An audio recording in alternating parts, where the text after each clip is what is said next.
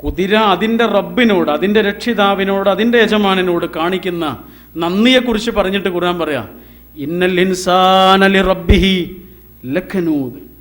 മനുഷ്യനുണ്ടല്ലോ അവൻ്റെ രക്ഷിതാവിനോട് നന്ദി കെട്ടവനാണ്. വേറൊന്നും ഖുർആനോട് പറഞ്ഞില്ല. സുബഹ് നേരത്ത് യജമാനന് വേണ്ടി ഉണരുന്ന ഒരു കുതിരയുടെ കഥ പറഞ്ഞിട്ട് ഖുർആൻ പറയാണ് മനുഷ്യൻ നന്ദി കെട്ടവനാണ് എന്ന് പറഞ്ഞാൽ എന്താ?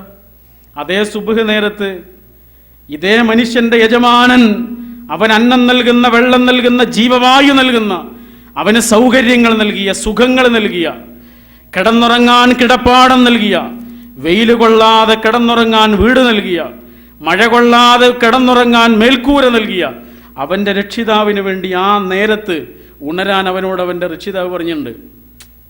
അവനിതുവരെ ഒന്നില്ല. ലിഹബ്ബിൽ ഖൈരി ലശദീദ്. കുറച്ച് പണം കിട്ടാനായിരുന്നു അപ്പോൾ ഉണരാൻ പറഞ്ഞെങ്കിൽ ഒരു സംശയമല്ല, അവൻ അന്ന് രാത്രി ഉറങ്ങുന്നില്ല. നമുക്ക് സംശയമുണ്ടോ? ഇല്ലല്ലോ. നിങ്ങളാലോചിച്ചോ, അള്ളാഹുവിനോട് ഒരാൾക്ക് ഏറ്റവും നല്ല ബന്ധം, ആത്മബന്ധം ഉണ്ടാക്കാൻ അള്ളാഹു ഓരോ ദിവസവും ഒരു പ്രത്യേക സമയത്തെക്കുറിച്ച് പറഞ്ഞു തന്നുണ്ട്. ഏതാണ് ആ സമയം? രാത്രിയുടെ അന്ത്യയാമം.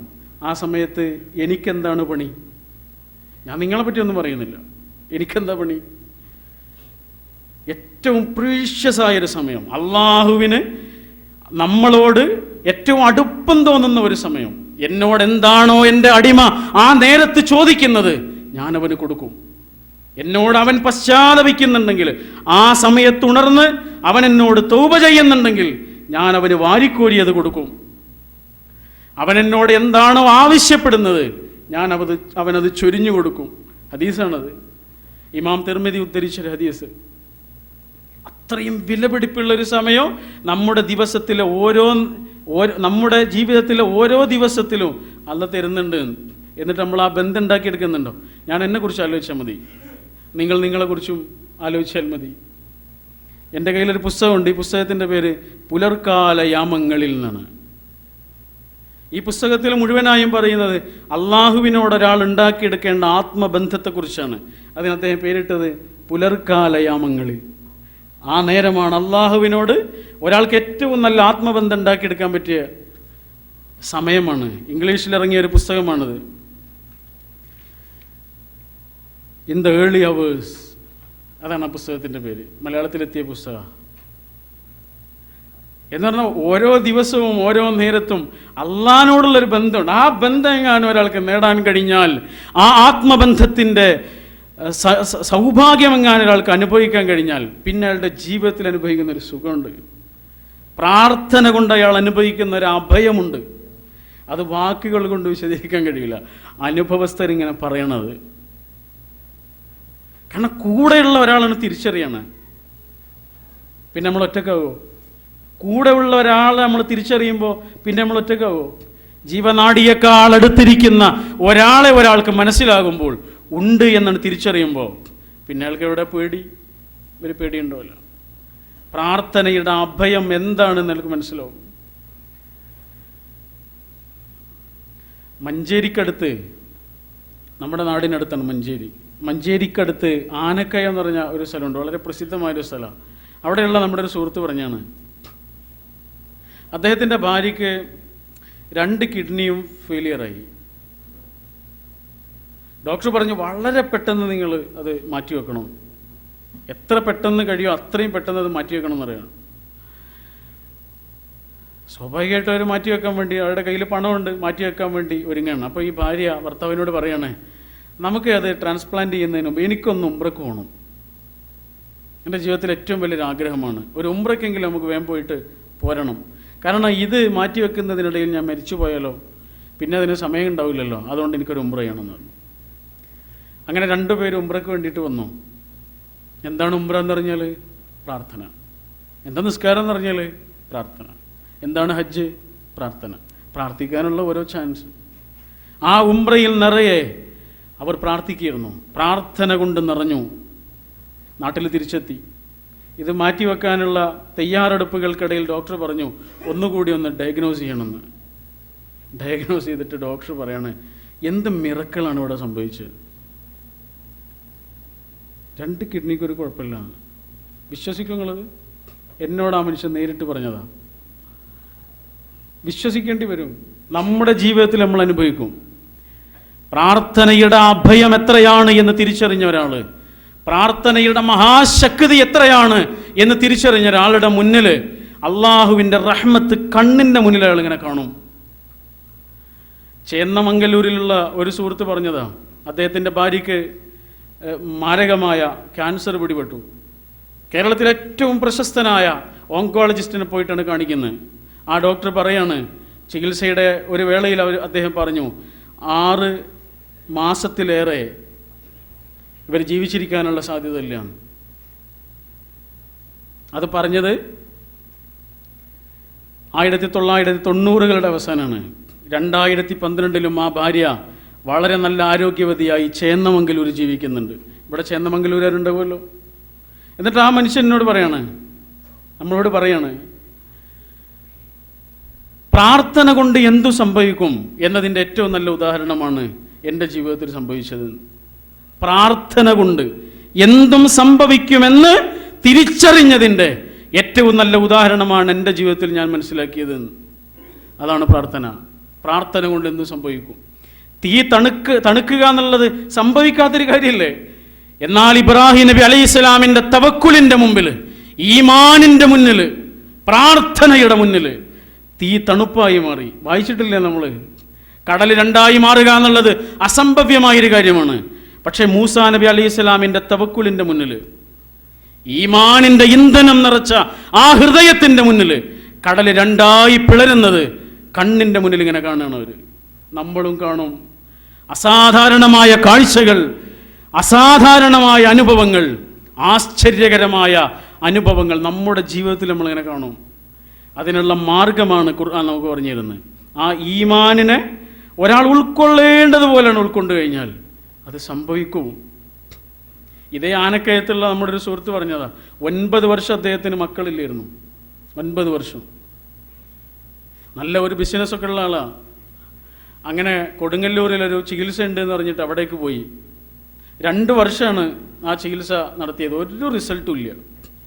അവസാനം പണം കഴിഞ്ഞിട്ട്, ബിസിനസ്സൊക്കെ പൊളിഞ്ഞ് ചികിത്സക്ക് പോയതുകൊണ്ട് പൈസയൊക്കെ കഴിഞ്ഞിട്ട്, പൈസ ഇല്ലാത്തതുകൊണ്ട് അദ്ദേഹം ആ ചികിത്സ നിർത്തിവെച്ചിട്ട് പോരാണ്.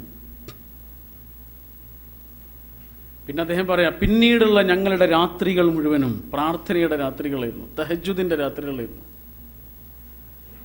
എൻ്റെ മക്കളെ എനിക്ക് കിട്ടിയത് എൻ്റെയും അവളുടെയും തഹജ്ജുദ് കൊണ്ടാണെന്നാ അവൻ പറയുന്നത്. 3 ചുറുചുറുക്കുള്ള മക്കൾ ഞങ്ങളുടെ തഹജ്ജുദ് കൊണ്ട് കിട്ടിയതാണ് ഞങ്ങൾക്കത് എന്ന് പറയാം. എൻ്റെ ഭാര്യ ഒരു കല്യാണത്തിന് പോകില്ലായിരുന്നു, ഒരു സൽക്കാരത്തിന് പോകില്ലായിരുന്നു, പള്ളിയിലേക്ക് പോകില്ലായിരുന്നു. കാരണം കാണുന്നവർക്ക് മുഴുവനും ചോദിക്കാനുള്ളത് ഈ ഒരു കാര്യത്തെക്കുറിച്ചാണ്. വിഷമം കൊണ്ട് കരയേണ്ടി വരുന്നുള്ളതുകൊണ്ട്, ഉത്തരം പറയാനില്ല എന്നുള്ളത് കൊണ്ട് അവൾ എങ്ങോട്ട് പോകില്ല. ആൾ കൂടുന്നിടത്തേക്കൊന്നും പോകില്ല. അത്രയധികം മനോവിഷമം അനുഭവിച്ചിരുന്നു ഞങ്ങൾ. പക്ഷെ അള്ളാഹിനോട് തിരിച്ചറിഞ്ഞ് പ്രാർത്ഥന കൊണ്ട് അഭയം തേടിയപ്പോൾ ആ പ്രാർത്ഥനയുടെ അസാധാരണമായ അനുഭവങ്ങൾ അള്ളാഹ് കാണിച്ചു തന്നു. അതാണ്. അങ്ങനെ ഒരു അനുഭവം നമ്മുടെ ജീവിതത്തിൽ എന്തെങ്കിലും ഉണ്ടായിട്ടുണ്ടോ നമ്മളൊന്ന് ആലോചിച്ച് നോക്കൂ. ഉണ്ടായിട്ടുണ്ടെങ്കിൽ അവർ ഭാഗ്യവാന്മാരാണ്. ആ ഒരു പ്രതിരോധ ശക്തിയെ തിരിച്ചറിഞ്ഞവരാണ് അവർ. പ്രാർത്ഥന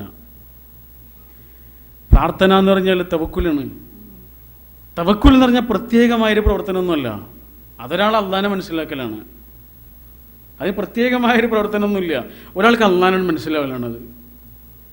ഖുർആന്റെ വചനങ്ങൾ അയാളാണ് ഉൾക്കൊള്ളലാണത്. അത് വെറും വചനങ്ങളല്ല എന്നൊരാൾ മനസ്സിലായി അത് പാരായണം ചെയ്യുമ്പോൾ മാത്രമേ ഒരാൾക്ക് അതിൻ്റെ റിസൾട്ട് മനസ്സിലാവുള്ളൂ. എത്ര ആളുകൾ ഖുർആൻ ചൊല്ലുന്നുണ്ട്.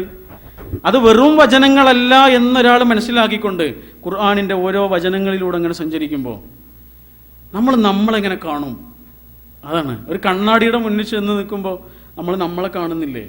നമ്മുടെ ശരീരത്തിലെ അഴുക്ക് കാണും, നമ്മുടെ സൗന്ദര്യം കാണും, സൗന്ദര്യം ഇല്ലെങ്കിൽ അത് കാണും, ചെളിപ്പാടുകൾ കാണും, അഴുക്ക് കാണും. ഇതുപോലെ നമ്മൾ കാണും ഖുർആനിലൂടെ ഇങ്ങനെ സഞ്ചരിക്കുമ്പോൾ നമ്മളെങ്ങനെ കാണും? നമുക്ക് അള്ളാഹ് നമ്മളെങ്ങനെ കാണിച്ചു തരും? എവിടെയൊക്കെയാണ് നമുക്ക് പിഴക്കുന്നതെന്ന് കാണിച്ചു തരും. എവിടെയൊക്കെയാണ് നമ്മുടെ പിഴവുകളെന്ന് ചൂണ്ടിക്കാണിച്ചു തരും. അള്ളാഹു നമുക്ക് ഒരു വലിയ ഉത്തരവാദിത്വം തന്ന് പറഞ്ഞയച്ചതാണ്. ആ ഉത്തരവാദിത്വം നിർവഹിക്കുന്നിടത്ത് എവിടെയൊക്കെയാണ് എനിക്ക് വീഴ്ചകൾ സംഭവിക്കുന്നത് എന്ന് എൻ്റെ ഖുർആൻ പാരായണം എനിക്ക് ബോധ്യപ്പെടുത്തണം. അല്ലെങ്കിൽ ആ പാരായണം വെറും ഒരു വായന മാത്രമാണ്. അള്ളാഹു ഉദ്ദേശിച്ച തിലാവത്ത് ആകുന്നില്ല അത്. തിലാവത്ത് എന്ന് പറഞ്ഞ വാക്കിൻ്റെ അർത്ഥം തന്നെ ശരിക്ക് പിന്തുടരുക എന്നാണ്. ഒരക്ഷരം മറ്റൊരക്ഷരത്തെ പിന്തുടരുന്നതുകൊണ്ട് അതിന് വായന എന്നൊരർത്ഥമുണ്ട്. അത്രയേ ഉള്ളൂ. പിന്തുടരുക എന്നാണ് അതിൻ്റെ അർത്ഥം. ഖുർആൻ തിലാവത്ത് എന്ന് പറയില്ലേ? തിലാവത്ത് എന്ന് പറഞ്ഞാൽ അതാണ്. വശംസി വളുഹാഹ വൽ ഖമരി ഇദാ തലാഹ. എന്താ തലാഹ? തലാ യത്ലു തിലാവത്ത്.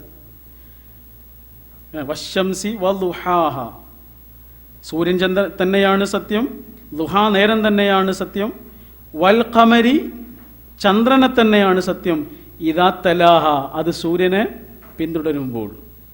അതാണ് വായന എന്നുള്ളൊരു അർത്ഥം കിട്ടാനുള്ള കാരണം ഒരക്ഷരം മറ്റൊരക്ഷരത്തെ പിന്തുടരുന്നുണ്ട്. അപ്പോൾ എന്താണ് ഖുർആൻ തിലാവത്ത്? ഖുർആനെ പിന്തുടരലാണത്. ഖുർആനിൻ്റെ വചനങ്ങൾ ജീവിതത്തിലേക്ക് കൊണ്ടുവരലാണത്. അതാണ് സ്വഹാബികൾ നമുക്ക് കാണിച്ചു തന്നത്. അങ്ങനെയാണെങ്കിൽ അതിലൂടെ എനിക്കും നിങ്ങൾക്ക് ഉൾക്കൊള്ളാനുള്ള ഏറ്റവും വലിയ പാഠം ഈമാനിൻ്റെ സുദൃഢമായൊരനുഭവവും ആ അനുഭവത്തിൽ നിന്ന് പ്രതീക്ഷ നിറഞ്ഞൊരു ജീവിതവും അള്ളാനെ മനസ്സിലാക്കലുമാണ്. അള്ളാനെ മനസ്സിലാക്കുക എന്നൊരനുഭവം ഒരാൾക്ക് ഉണ്ടാകുമ്പോൾ അത് മനസ്സിലാക്കി കഴിഞ്ഞാൽ പിന്നെ അയാളുടെ ജീവിതത്തിൽ ഉണ്ടാകുന്നതാണ് ബാക്കിയൊക്കെ. ആ ദുആ അതാണ്. ദുആ എന്നത് അവസാനമുള്ളൊരു അഭയമൊന്നുമല്ല, കൂടെയുള്ള അഭയമാണ്. ആവശ്യം വരുമ്പോൾ മാത്രമുള്ള വിളിയൊന്നുമല്ല, അല്ലാത്തപ്പോഴുള്ളൊരു വിളിയാണത്. സങ്കടങ്ങളിൽ മാത്രമുള്ളൊരു വിളിയല്ലത്, സന്തോഷങ്ങളിലും അയാൾ വിളിച്ചുകൊണ്ടിരിക്കും. ആ ദുആ അയാളുടെ കൂട്ടുകാരനായിട്ട് മാറുന്ന. സുബ്ർ എന്ന പദം വിശുദ്ധ ഖുർആൻ 93 ആയത്തുകളിൽ 103 പ്രാവശ്യം പറഞ്ഞു തന്നിട്ടുണ്ട്. സുബ്ർ വ്യത്യസ്തങ്ങളാണത്. വതവാസൗ ബിൽ ഹഖ് വതവാസൗ ബിസ് സുബ്ർ എന്ന് പറഞ്ഞുണ്ട്. വൽ അസ്ർ എന്ന് തുടങ്ങുന്ന അധ്യായം എന്താണ് അവിടെ പറഞ്ഞത്? വതവാസൗ ബിൽ ഹഖ്, സത്യം പരസ്പരം വസിയത്ത് ചെയ്യുന്നിടത്ത് അങ്ങനെ ഒരാൾ ചെയ്യുന്നുണ്ടെങ്കിൽ അതിൻ്റെ കൂടെ അല്ലാഹ് പറയാം വതവാസൗ ബിസ് സുബ്ർ. അയാൾ സുബ്റിനെ കുറിച്ചും പറയേണ്ടി വരും. വിളിച്ചോരെ തന്നെ പിന്നെയും വിളിക്കേണ്ടി വരും. പറഞ്ഞത് തന്നെ അയാൾക്ക് വീണ്ടും പറയേണ്ടി വരും. പറഞ്ഞവരോട് തന്നെ പറയേണ്ടി വരും. പിന്നെയും പിന്നെയും ചെന്ന് ഫ്ലാറ്റുകളിൽ അയാൾ കയറിയിറങ്ങേണ്ടി വരും. വിളിച്ചവരെ വീണ്ടും വീണ്ടും അയാൾക്ക് വിളിക്കേണ്ടി വരും.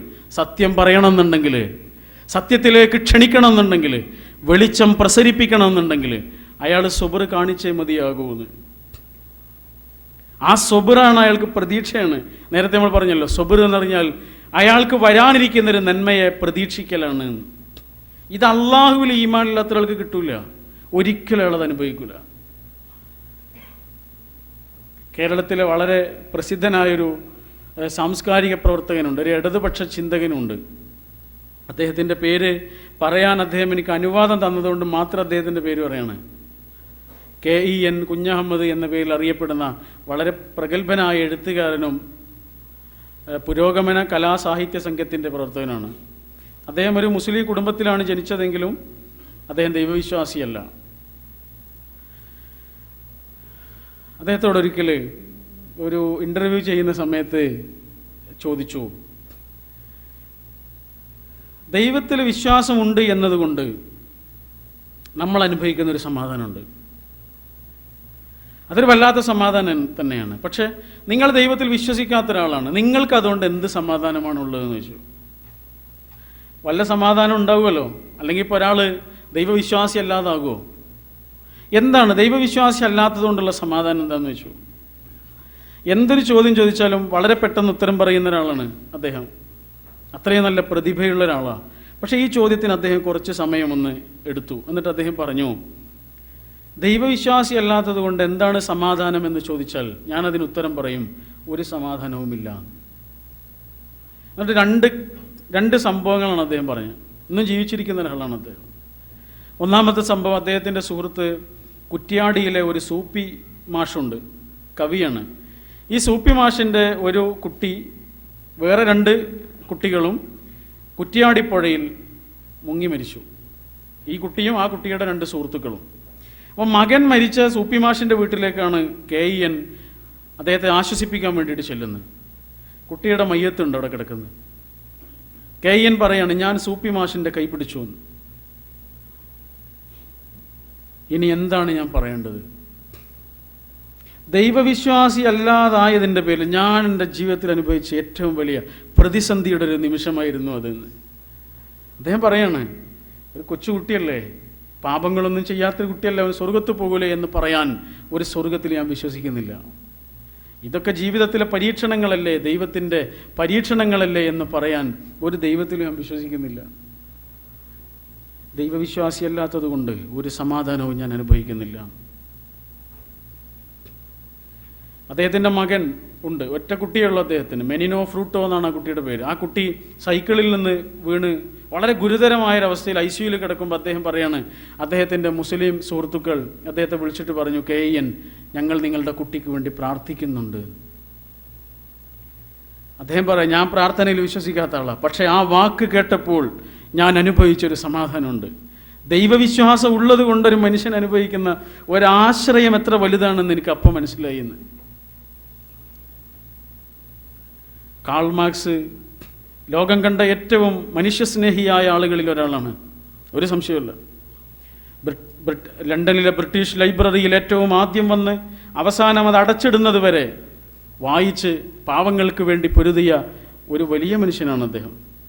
അദ്ദേഹത്തിൻ്റെ ചില വീക്ഷണങ്ങളോടൊക്കെ നമുക്ക് എതിർപ്പുകൾ ഉണ്ടാവാം, പക്ഷെ ആ സേവനങ്ങൾ ചെറുതായി കാണുന്നതിൽ അർത്ഥമില്ല. പക്ഷേ നിങ്ങളൊന്ന് ആലോചിച്ച് നോക്കുക, അദ്ദേഹത്തിൻ്റെ ഒരു കുട്ടി ഉണ്ടായിരുന്നു, മുഷ് എന്നാണ് ആ കുട്ടി അദ്ദേഹം സ്നേഹപൂർവ്വം വിളിച്ചിരുന്നത്. ആ കുട്ടിക്ക് മാരകമായ ക്യാൻസർ വന്ന്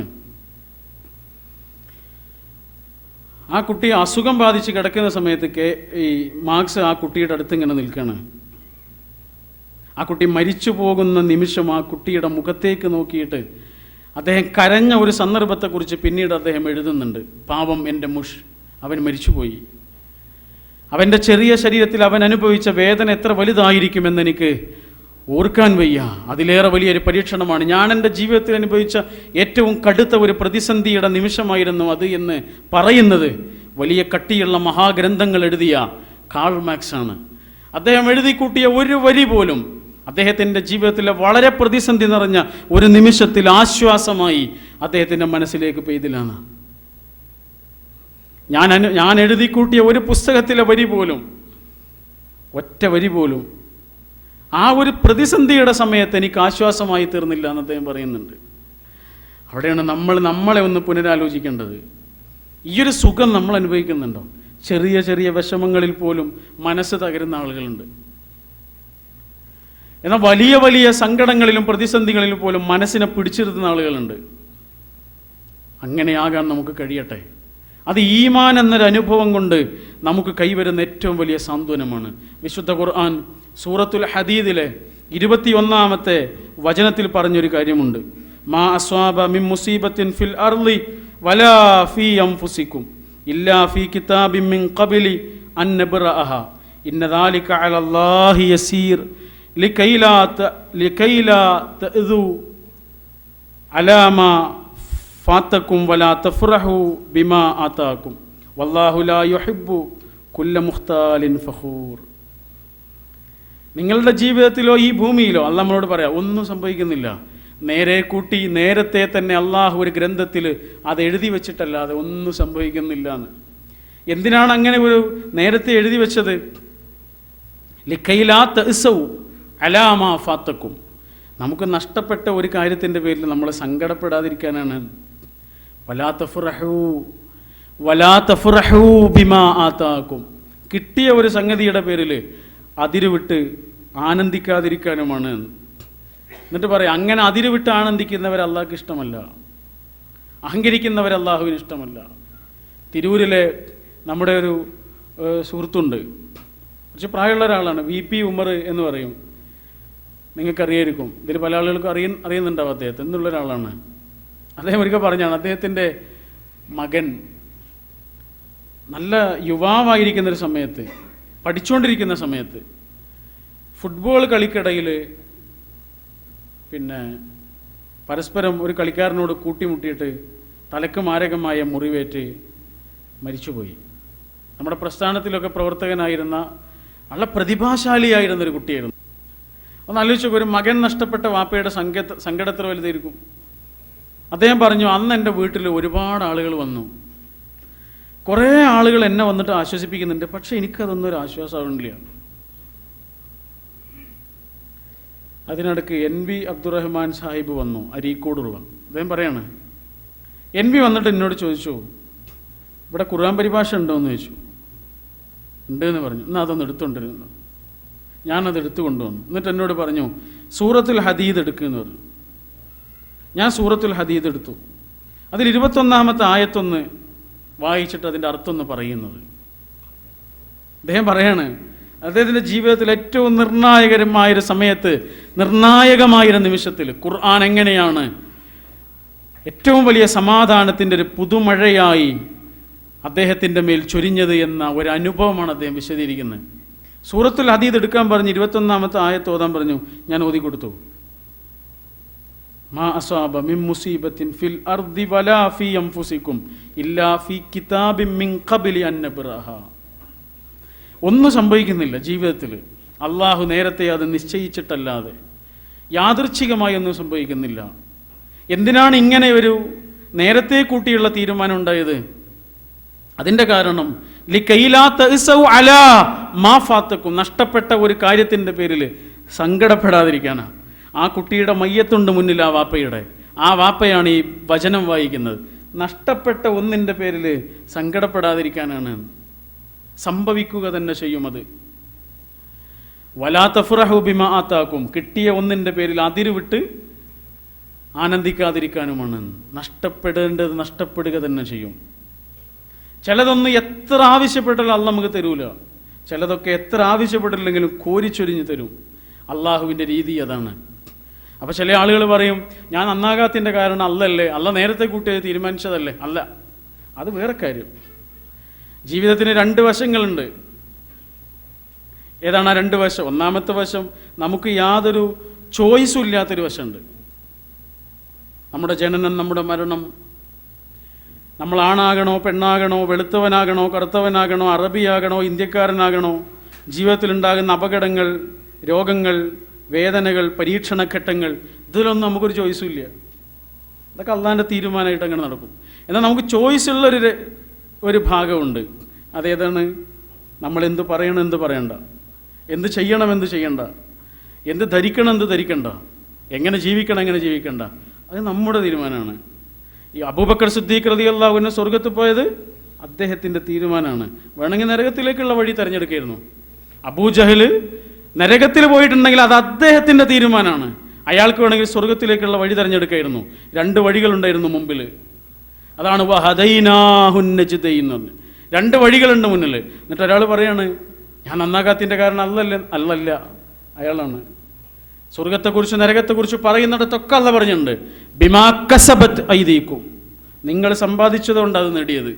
അള്ളാഹ് അല്ല ഒരാളെ നന്നാക്കുന്നതും, അള്ളാഹ് അല്ല ഒരാളെ കേടുവരുത്തുന്നതും, അയാൾ തന്നെയാണ്. ഇന്ത്യൻ പാർലമെൻറ്റ് രൂപീകരിക്കുന്ന സമയത്ത് അതിനെക്കുറിച്ചൊരു ചർച്ച നടന്നപ്പോൾ നമ്മുടെ